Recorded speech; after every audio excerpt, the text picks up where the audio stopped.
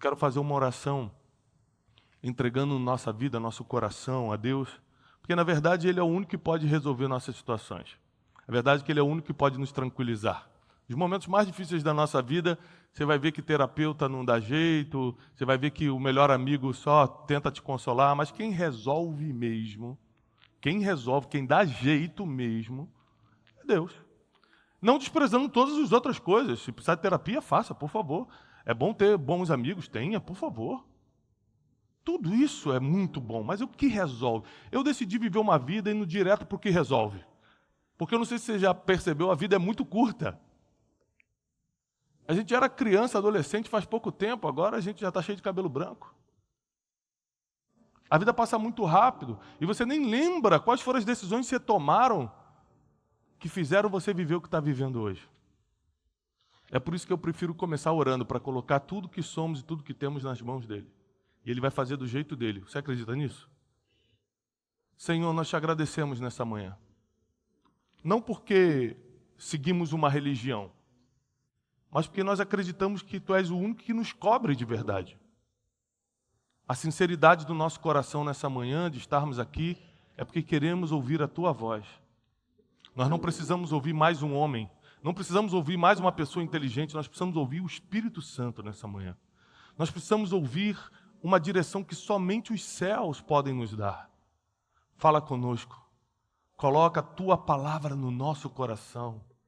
Revela a Tua vontade, revela aquilo que Tu queres para a gente.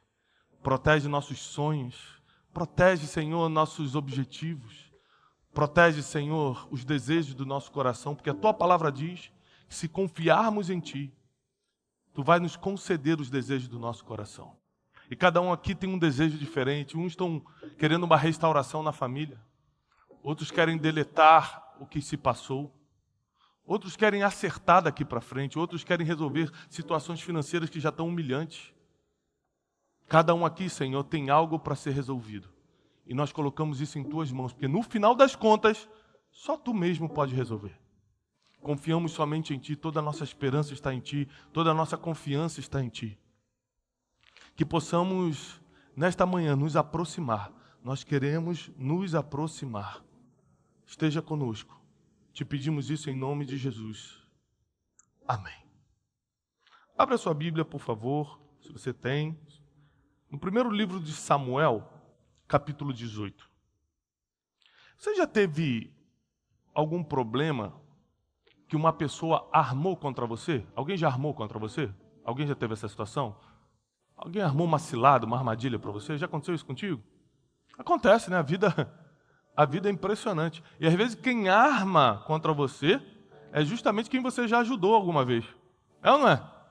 Parece que ela tem acesso ao teu coração, tem acesso a alguns segredos teus, tem acesso a informações da tua vida, ela vai lá e arma contra você. Existem pessoas que já até te amaram de verdade e agora te odeiam de verdade também. A vida é cheia de percalços. É muito difícil você saber com quem você está lidando, porque a pessoa parece tão boa hoje, amanhã já é outra pessoa. Você já lidou com gente que tem variação de humor? Um dia gosta de você, um dia te odeia? Um dia fala bem, um dia fala mal? Você já lidou com gente que te segue um dia no Instagram, no outro dia deixa de seguir, no outro dia segue, no outro dia bloqueia? Já aconteceu isso?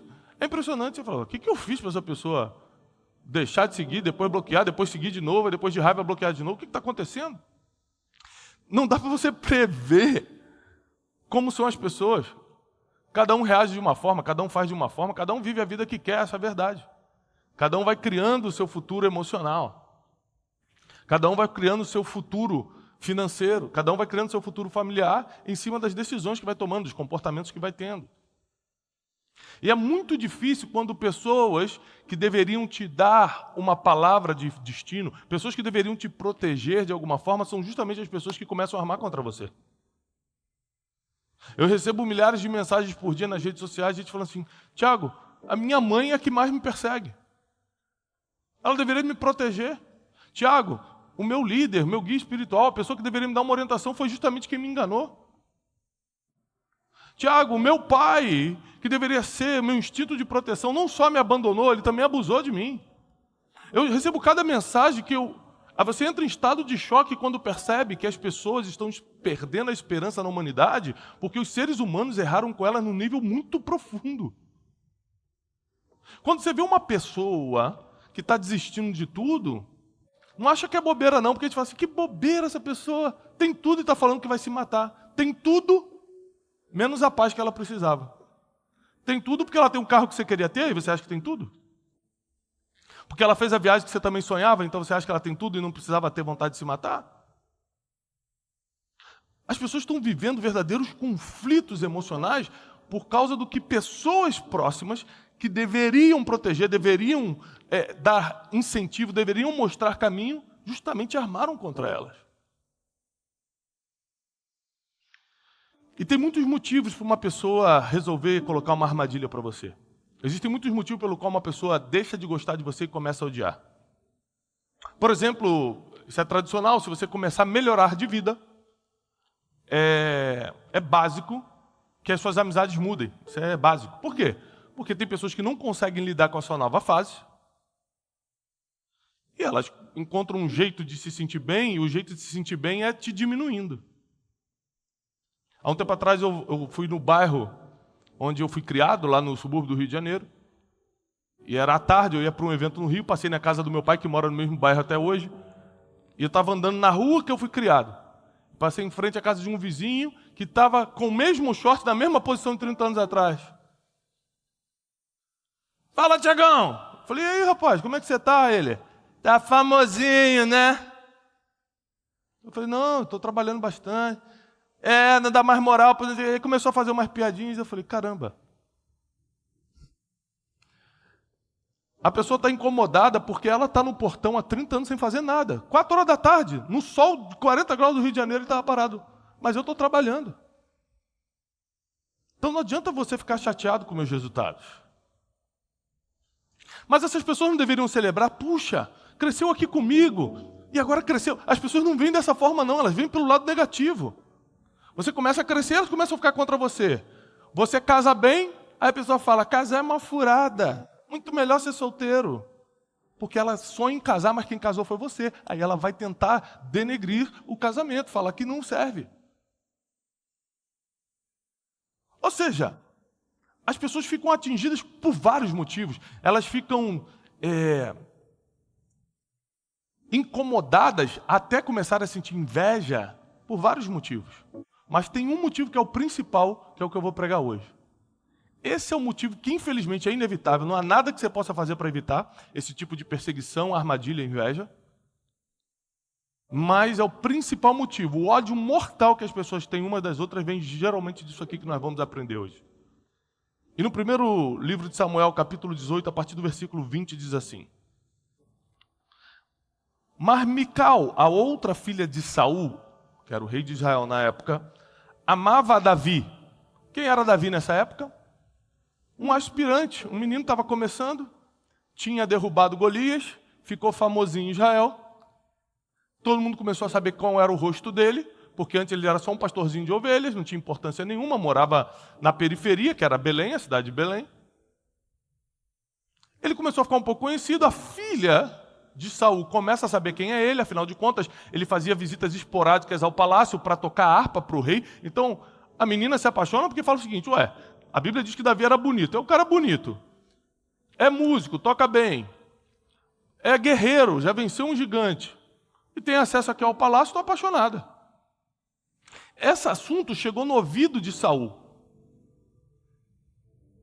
Contaram-no a Saul e isso lhe agradou. Aí parece que a história é boa, né? Nossa, que bom, minha filha está interessada num grande guerreiro. Minha filha está interessada num bom partido. O garoto é pobre, tadinho, mas tem bom coração. Se eu ajudar ele, ele arrebenta. Parece que esse é o pensamento de Saul, porque isso lhe agradou, mas aí vai continuar a história. Disse Saul, eu lhe darei para que ela lhe sirva de laço. Palavras do rei Saul. Eu vou dar a mão da minha filha para Davi, para que ela seja uma armadilha para ele. O rei que deveria dar destino para os jovens da nação, o rei que naquela época era o ungido do Senhor, podia dar uma direção para alguém que também estava sendo separado por Deus. era justamente quem queria botar um laço no caminho dele. Por que você cai em laços? Porque quem fez você não acreditava que poderia ter feito. Porque se você sabe que o teu inimigo está no caminho, você já está ligado no laço. O problema é quando alguém que era amigo, era próximo, ou tinha algum tipo de responsabilidade emocional ou espiritual sobre você, é quem botou o laço. Aí você não esperava.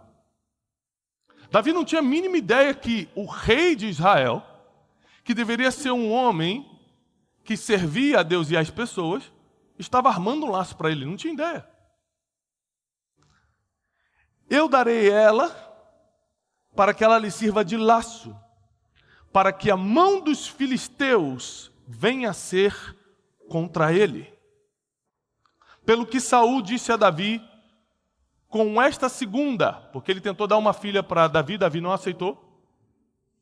Com esta segunda filha, você hoje será meu genro.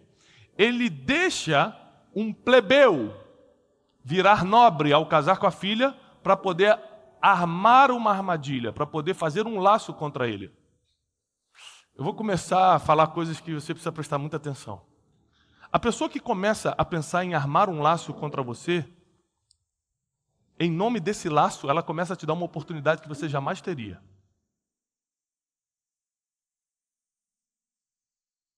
Davi não tinha chance nenhuma de deixar de ser plebeu e virar nobre, entrar para a família do rei. Mas como ele estava incomodando o rei, eu já vou explicar por que era o verdadeiro incômodo, que a gente acha que Saul perseguia Davi porque as mulheres gritavam o nome de Davi. Você lembra dessa história? Saul matou milhares, mas Davi matou 10 milhares. As mulheres de Israel gritavam o nome de Davi nas ruas. A Bíblia diz que isso incomodava muito a Saul. Então a gente imagina que a perseguição obstinada de Saul contra Davi veio por causa desses gritos. Esses gritos foram só um gatilho de provocação. O verdadeiro motivo está daqui a pouco, nós vamos aprender. Então Saul, em nome dessa vingança desenfreada, sabe quando você sabe que a armadilha que colocaram contra você não é a natural, é algo do mal? Sabe quando você reconhece que é espiritual? É quando a vingança ela é desproporcional. Anote isso, vingança desproporcional. Saul queria matar Davi por quê? Davi matou alguém? Davi pelo menos falou mal de Saul? Davi tentou roubar alguma coisa de Saul? Não. Então quando a vingança é desproporcional, fica claro que é um laço espiritual. Ou seja, não é que a pessoa está com raivinha de você, que é um laço emocional. Não, é algo espiritual. Mas atrás de todo laço espiritual tem uma oportunidade divina. Anote isso. Atrás de todo laço espiritual há uma oportunidade divina. Então Saul, naquele dia, transforma um menino plebeu de Belém em um nobre, agora morador do palácio. Porque naquele dia ele transforma Davi em genro do rei. Ordenou Saul aos seus servos: falai confidencialmente a Davi, dizendo: eis que o rei tem grande afeição por ti, e todos os servos te amam. Consente, pois, em ser genro do rei. Os servos de Saul falaram estas palavras a Davi, o qual respondeu: parece-vos coisa de somenos ser genro do rei, sendo eu um homem pobre e humilde de condição. Davi, de novo, dá a mesma desculpa que ele deu para a primeira, quando Saul tentou casá-la a primeira vez, ele falou assim: como eu vou ser genro do rei? A humildade de Davi era tão grande. Primeiro que ele não percebeu que era um laço, ele não percebeu que era uma armadilha. Tem coisas que Deus não te avisa, porque Ele não quer te livrar do laço, Ele quer te livrar no laço. Porque é totalmente diferente quando Deus te livra de um laço que você nem sabe que tinha, só te livrou, e quando Ele te livra no laço, a experiência é muito diferente. Primeiro que seu nome fica registrado na história. Caramba, ele conseguiu sair daquela situação, ela conseguiu se livrar daquilo. Você começa a virar referência. E segundo, a tua experiência com Deus é completamente diferente quando você é livre por Deus no laço. E Davi, ele começa a dar essa desculpa e fala assim: como é que vocês querem me fazer genro do rei se eu sou homem de humilde condição? Por que ele estava falando isso, gente? Porque ele falou, como é que eu vou dar dinheiro? Como é que eu vou fazer as coisas acontecer? Como é que eu vou dar o dote? Como é que eu vou participar das coisas? Não tem como. Os servos de Saul lhe referiram isto, dizendo, tais foram as palavras que falou Davi. Então disse Saul, assim direis a Davi, o rei não deseja dote algum. O rei não deseja dote algum. Quando Davi fala assim, eu sou pobre, eu não tenho como. Aí Saul fala, essa é a desculpa? Fala que eu não quero dote, não. Peraí, então tá fácil demais. Eu vou virar genro do rei, vou deixar de ser plebeu, vou virar nobre sem pagar nada, sem nenhuma obrigação, tá muito fácil. E tudo que é fácil nessa vida você tem que desconfiar. Essa vida não é fácil. Aprenda isso que eu estou te ensinando. Tudo que aparentemente você está ganhando, fácil, preste atenção e principalmente estude com calma essa situação, porque geralmente é golpe. Não, é só ir lá que é muito fácil, que não sei o quê. Opa, muito fácil, não quero. Tem alguma coisa errada. De Gênesis a Apocalipse, tudo é difícil. Estou vivendo nessa terra aqui há 41 anos, tudo é difícil. Aí a pessoa fala, não, vai lá que é fácil. Não, tem alguma coisa errada. Então, que planeta você está vivendo? A vida é difícil. Quem está entendendo o que eu estou falando? Mas Davi não desconfia. Falou, gente, está muito fácil isso aqui. Do nada, a mulher se apaixonou por mim, o rei quer me dar a filha, não vou precisar pagar, todo mundo paga, eu não pago. Que negócio é esse? Tem alguma coisa estranha. O rei não deseja dote algum, mas ele quer 100 prepúcios de filisteus para tomar vingança dos inimigos do rei, porquanto Saul tentava fazer cair a Davi pelas mãos dos filisteus. Vou te explicar isso aqui para quem não entendeu. A armadilha era essa aqui, ó. Davi, não precisa me dar dinheiro, não. O que eu quero é o seguinte, eu quero que você vá no acampamento do inimigo, lá nos filisteus, mate 100 filisteus. Você já brigou na rua? Algum homem aqui já brigou? Já saiu na mão com alguém? Já saiu? Mas se arrependeu depois, né, irmão? Está convertido agora, né? Graças a Deus. Foi muito tempo. Mas não é difícil brigar com um?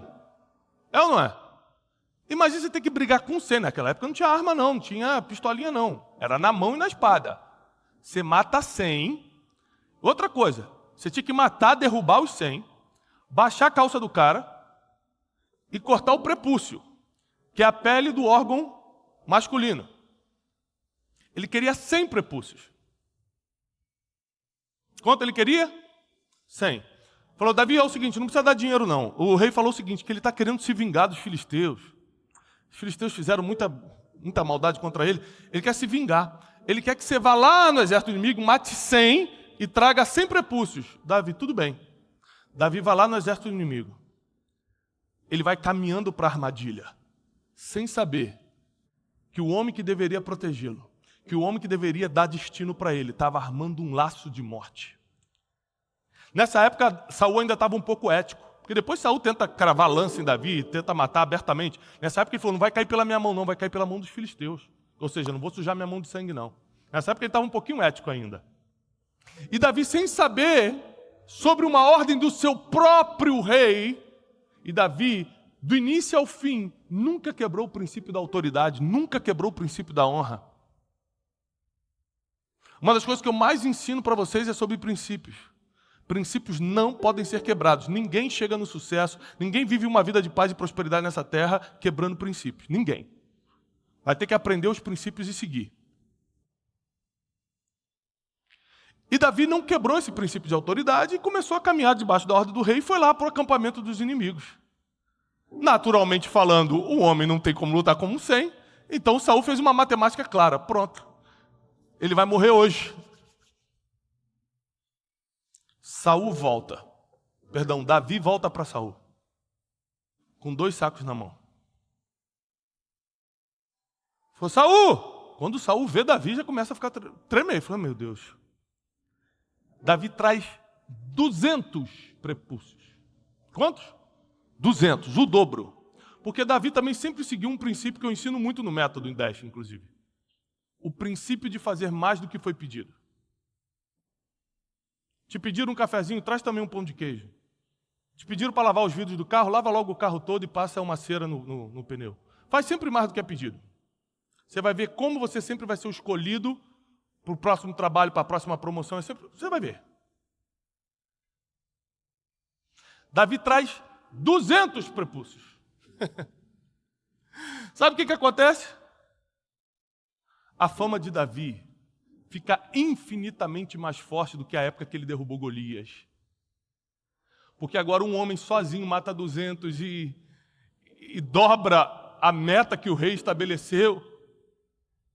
A fama de Davi agora começa a correr por toda Jerusalém, por todo Israel. E os homens de guerra, diz a Bíblia, começaram a seguir Davi. Davi até ali não tinha admiradores de perto. Aqui ele começou a ter. Aqui começou a gente se aproximar e falou assim, esse cara é diferente.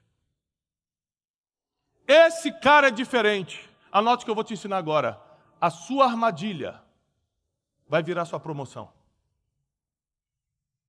A armadilha que botaram para você, na verdade, é uma promoção divina.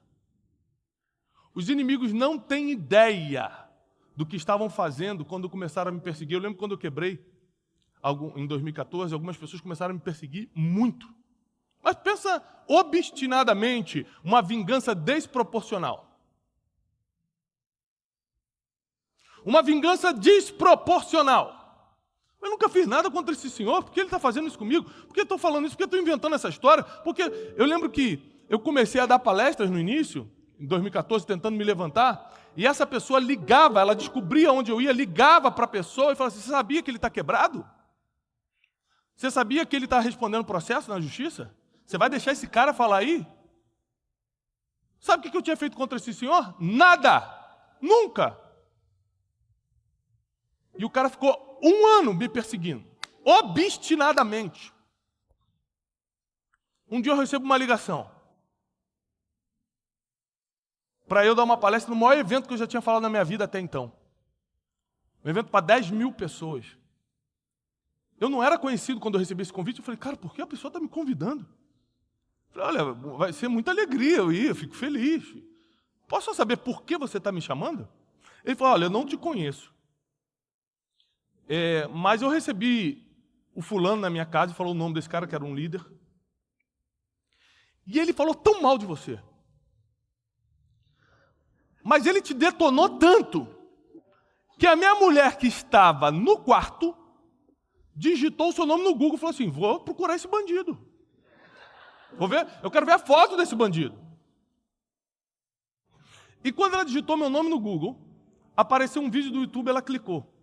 Quando o cara foi embora e o marido entrou no quarto, a esposa estava em prantos, falando assim, nós precisamos escutar esse homem.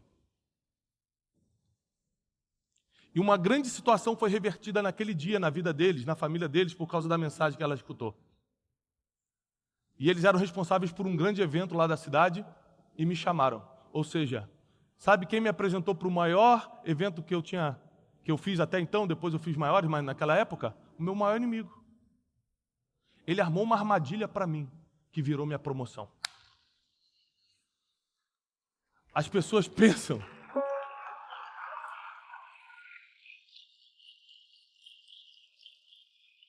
As pessoas pensam que estão colocando uma armadilha para você, mas para quem está com Deus, essa é a diferença de quem serve a Deus e quem não serve a Deus. Só para você entender. Fala, Tiago, na prática, qual é a diferença de quem serve e quem não serve a Deus? Na prática, é que quem não serve a Deus caminha para a armadilha e cai. Quem serve a Deus também caminha para a armadilha. Mas ainda que você ande no vale da sombra da morte, você não precisa temer mal algum, porque Ele continua contigo. A armadilha para os outros vira laço, para você vira promoção. Quando tentam te derrubar, na verdade estão te levantando. Quando tentam te destruir, na verdade estão construindo o teu nome. É por isso que o justo tem direito ao sono do justo.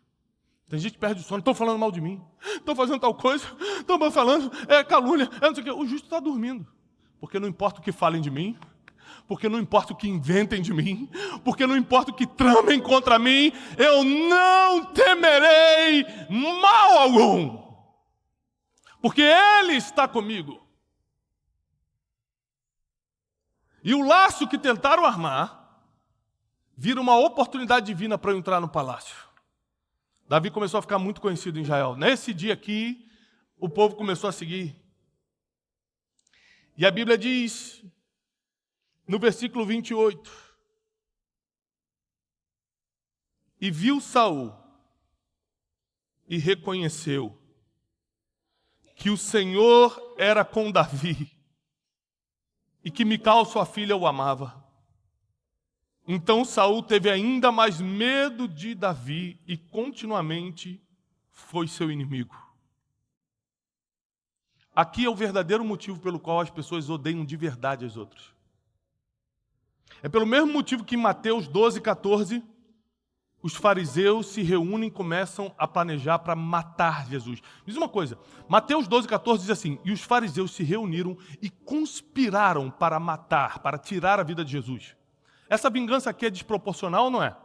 Jesus matou alguém? Jesus roubou alguém? Jesus deu na cara de alguém? Jesus xingou a mulher de alguém? Então por que eu vou matar um cara que não fez nada? Porque ele está falando, estou incomodado com o que ele fala. É motivo para matar? É desproporcional então, concorda? Então grave isso. Toda vingança desproporcional é um laço espiritual que vai virar oportunidade divina. E aí você vê que os fariseus se reúnem para tentar matar Jesus. Por quê? Porque eles percebiam a mesma coisa que Saul percebeu em Davi. Deus é com ele, mas não é comigo. Esse é o verdadeiro motivo da inveja odiosa. É quando as pessoas olham para o teu carro, elas podem sentir cobiça. Eu queria ter esse carro. Elas podem se sentir incomodadas porque teu casamento está dando certo e o dela não. Mas a inveja mesmo, a maligna, vem quando ela percebe, Deus é com essa pessoa e não é comigo. Fala assim, como é que pode tanta gente cair na pandemia e ele ficou de pé? Como pode tanta empresa parar e a dele multiplicar? Como pode tudo que ele bota a mão acaba acontecendo? Como pode tudo que ele já passou e ainda continua caminhando? As pessoas que percebem que Deus não é mais com elas, e Deus não é mais com elas, não é porque Deus é mau não, é porque ela decidiu assim. Porque nós expulsamos Deus da nossa vida, Deus não sai não. A gente expulsa com nossas atitudes, com o nosso coração, com as nossas decisões, com os nossos erros. E aí quando Deus coloca a mão sobre alguém, começa a prosperar a vida de alguém, a gente fica atingido, porque a gente vê que Deus está com ele, mas não está comigo. Ou seja, Saul percebe, Deus é com Davi. A Bíblia diz que o semblante dele caiu quando ele percebeu que Deus era com Davi.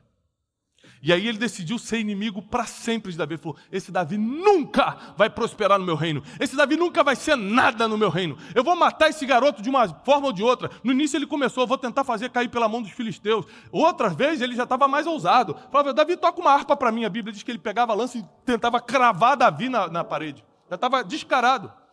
Sabe o que Davi fazia? Fugia.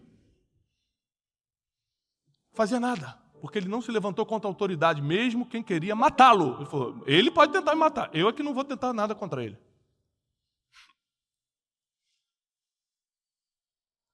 E cada vez que Saul armava contra Davi, Davi ficava ainda mais conhecido. Cada vez que as pessoas tentavam selar o destino de Davi com armadilhas, com laços, Davi ficava ainda mais forte.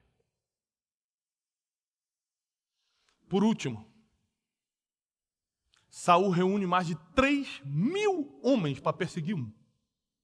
Ele descobre que Davi está no deserto. Reúne os mais fortes do exército. E vai para cima de Davi para pegar um. Que covardia. Que desproporcional. Que desproporcional. Mas toda vingança desproporcional é um laço espiritual que vai virar uma oportunidade divina. Saul está com todo o seu exército. A Bíblia diz que ele sentiu vontade de ir no banheiro e entra numa caverna. Adivinha de tantas cavernas que tem no deserto de Judá, quem estava logo escondido nessa caverna? Davi.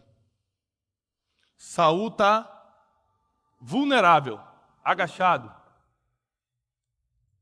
Você imagina que nessa situação, né? Imagina você vai se assaltar e falar, pô, moço, deixa eu acabar aqui, pô. Não tem nem como reagir.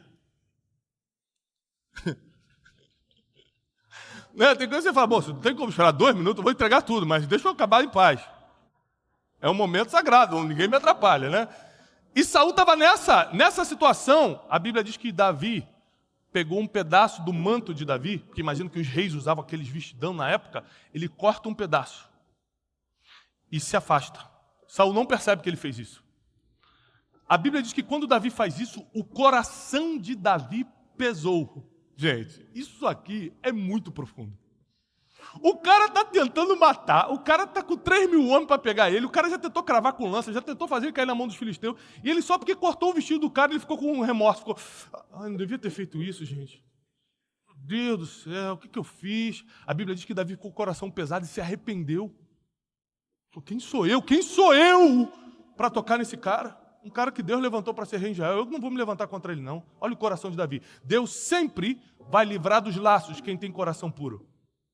Deus sempre vai livrar das armadilhas quem tem coração nele. Deus sempre vai exaltar os humildes, mas vai abater os orgulhosos. Sempre.